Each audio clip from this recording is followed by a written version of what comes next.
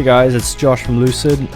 Today we'll be working on a Subaru WRX STI. These are the last versions of the STI range, so it's quite a privilege to have these at our studio. These cars definitely need some TLC, as you can see from all the wear and tear that the car's experienced. Even though it's not that old, especially being a black car, it does show all of its impurities. So as you can see with this walkover, we're just doing an initial inspection. The car does have a lot of wear, even though it's only a few years old. It's kind of a pre-inspection we do to make sure we understand the condition the car's in and the services that are required.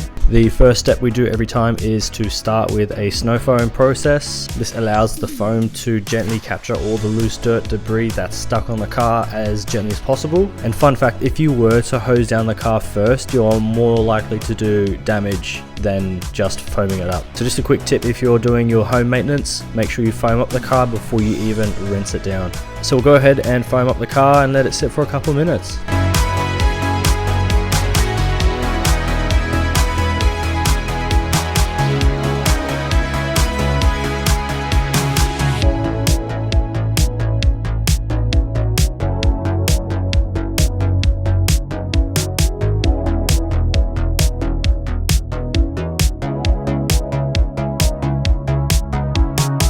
We'll be spraying some iron remover onto the surface of the wheels, which helps break down iron deposits that are built into the wheels, which can't be removed by simply brushing. This is a chemical reaction that will make the wheels turn purple, so the more contaminated it is, the more purple it'll go. And this makes the whole cleaning process a lot easier, more efficient, and allows the coating to bond to the wheel a lot better. So while we applied the iron on the wheels, we've given the foam enough time to break down the dirt and grime on the paint so we can safely hose it off.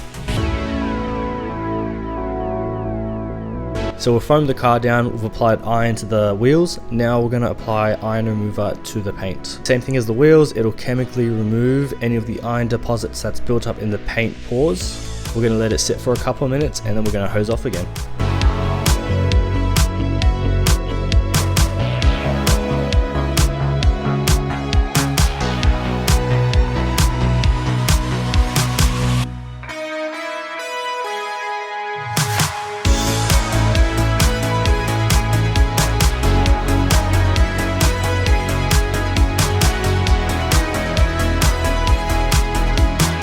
So once we've decontaminated the car and cleaned the wheels, we're going to start cleaning the paint. Using a 2-bucket method, we're going to start from the top of the car and work our way down. What I like to personally do is for every panel that we clean, I like to flip the microfiber. So in this case, I'll clean 2 panels, I'll dunk it into the clean water and then put it into the soapy water solution and move on to the next 2 panels and kind of repeat that process until all the car's clean.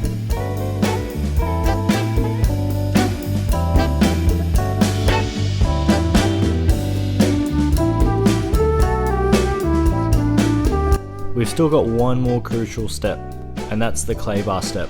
So even though we've snow foamed the car, we've chemically decontaminated it, and we've washed the car with a 2-bucket method, there's still contaminations that are in the paintwork.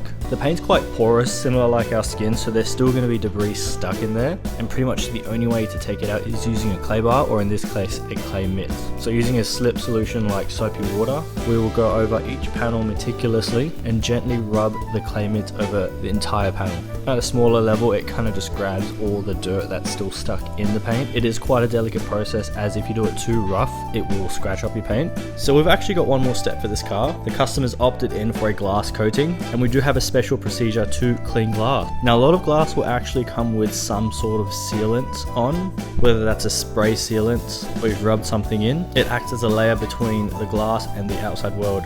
So what we want to do is physically remove it, and what we do is we use a dedicated glass polish, a purpose-built glass scrubbing pad, and some elbow grease. And what we like to do is physically remove all the sealants that are on the glass until it's no longer beading. So I'll do a quick demonstration here, spraying some water on. You can see that the water is beading off, and then once we've gone through with this glass cleaner, you can see that the water is no longer beading, which means there is nothing on the glass, allowing us to coat it without any issues.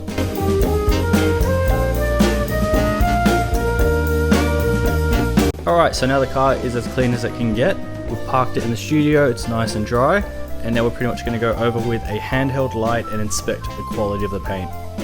So being a black car, you can already see that there's a ton of visible swirls and scratches. Like I mentioned in the beginning of the video, black shows pretty much everything, but it probably is one of the best looking paints once it is done correctly. So we're pretty much going over the entire vehicle, inspecting to see what the condition is. This obviously needs a 2-stage paint correction. So that means we'll have a separate cutting stage and a separate polishing stage. And what that'll do is remove about 90 to 95% of these paint defects, giving you like a super glossy glass finish in which we'll apply ceramic coating.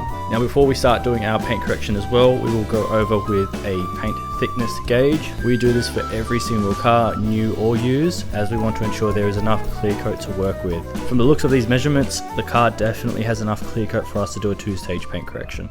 Alright, so on to the paint correction. Now this process probably took around 12 to 16 hours of my life, but honestly the results are completely worth it.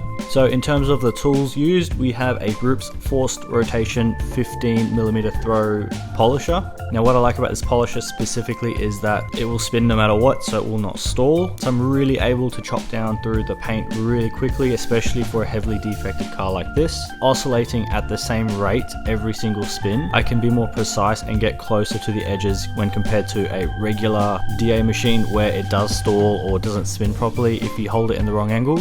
And as for pads, we're going to be using a microfiber cutting pad and then a foam polishing pad. So the first step, we'll try and get rid of most if not all of the scratches, and then from there we're going to refine the paint to make it super glossy with the foam pad. Now there's more than one right way of polishing a car. What I like to do is section by section. So I'll start off with the fender. I'll do a cutting stage first, wipe it down, and then I'll do a polishing stage, and then I'll check it with a corresponding panel just to make sure we are getting a good result before moving on to the next panel. In terms of slightly technical information, I like to use a speed of 3 to 4, do about 2 passes with a medium pressure. Some people will get this, some people will have no clue. I'll break up smaller panels into 2 pieces and then bigger panels like the doors into 3. That way I'm giving adequate polishing time and heat dissipation for each pass. Like I said, this process took quite a long time, so I'll just give you guys a few time lapses, just a few quick clips, just so you get an idea of a before and after and the whole process included.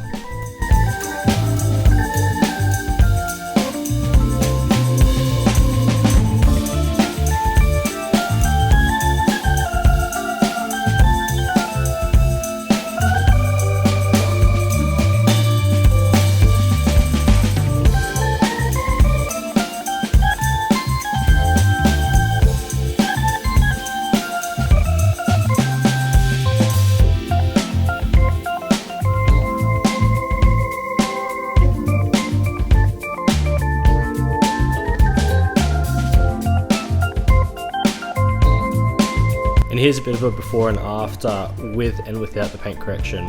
This is the panel on the left compared to the one on the right. There's a lot of swirls on that first one and virtually none on this. In fact, it's almost like brand new again, if not a bit better actually. The biggest thing with paint correction is you want consistency throughout the whole vehicle. So you don't just want really good performance on one door and then suboptimal on the other. You want it consistent throughout the whole car. So doing this takes a lot of patience. Does take skill. Definitely you can do something at home, but it's a skill that's easy to master but hard to perfect sort of thing. And then once done right for these types of cars, because we are doing a 2-stage paint correction and being a black car, it is going to take quite a while. So like I mentioned before, between 12 to 16 hours in total with this car, but the results are going to be phenomenal. So here are some quick videos of me doing paint correction around the whole vehicle before we move into the ceramic coating process.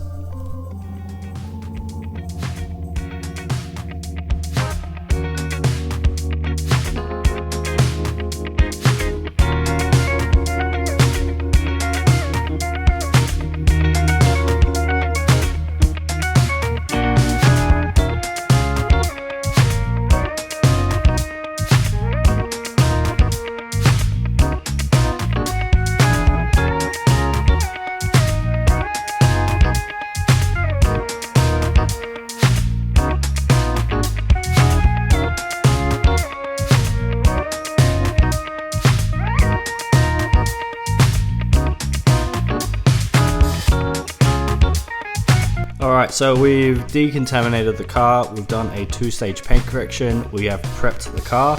Now for the protection side. On this car we're going to be applying IGL Kenzo. This is a 2-layer 5-year graphene ceramic coating. This is the flagship offering from IGL. This is a 2-step process, so we're going to start by applying the base coating. And we're going to let it sit for about 5 minutes while we apply it to the rest of the car. And then we're going to be doing a 2-method wipe off. which means the first microfiber is going to be spreading and leveling the product, and the second one is going to be taking out any of the excess. Enjoy while I apply this layer.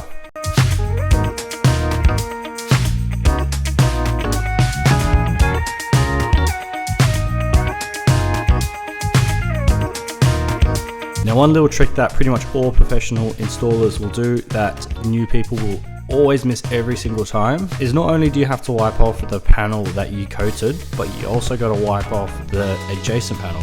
And the main reason is when you are spreading the coating, not only is it going onto the panel that you intend to, but everywhere else around it. So if you're a new installer or doing some DIY work at home, not only do you have to wipe the panel that you coated, but also every panel adjacent to it. Some coatings are really forgiving, so if you do forget it, you can wipe it off not too long after you applied the coating, but some of them are really stubborn to the point where you either got to reapply over it to dissolve the solvent so you can wipe it off, or you might have to polish it off and start again. Either way, it's a quick tip if you're a new learner or DIYer.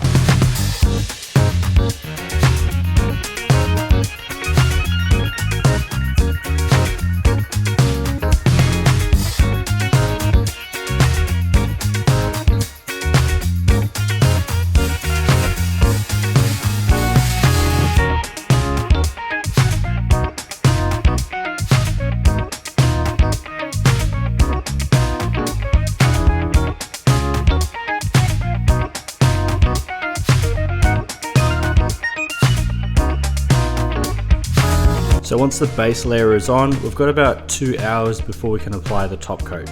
Ideally between 2 and 12 hours is the sweet spot. Any sooner and the base coat hasn't cured, any longer and the base coat will start to reject the top coat. So we make sure that we apply it in that window. So while the coating is curing, we are going to be doing the other coatings on the vehicle. So we're going to start off with the glass coating. Now IGL window comes in 2 bottles. Formula 1, Formula 2. Now this makes me feel a bit like a scientist, but we're pretty much mixing a 1-to-1 ratio into a squeeze bottle. We're going to shake the product so they mix in properly, and then we're going to apply it onto the glass. Similar like a ceramic coating, we don't need too much to apply as a small amount goes a long way. So what we want to do is draw equal amounts from each bottle, and then we're going to apply it onto the glass, and this takes about an hour to cure. So we're going to leave it on the glass for an hour once it's all applied.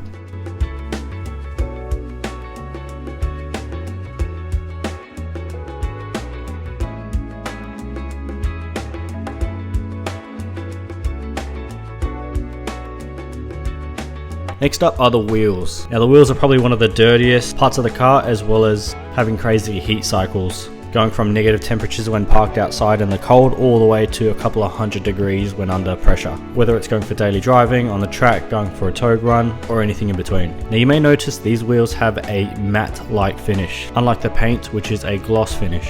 With the IGL wheel, the main benefit is no matter the finish, whether it's matte, gloss, satin, polished, or powder coated, your wheels are going to be protected. Having this applied allows you to easily maintain your wheel without having brake dust and debris build up in the edges of your wheel spokes. I've dealt with this in the past and it's no fun. So we're going to apply the wheel coating on the entire wheel, let it sit for a bit, and then wipe off any excess. This does have a good curing time, so we've got a wide window in terms of when we can wipe off.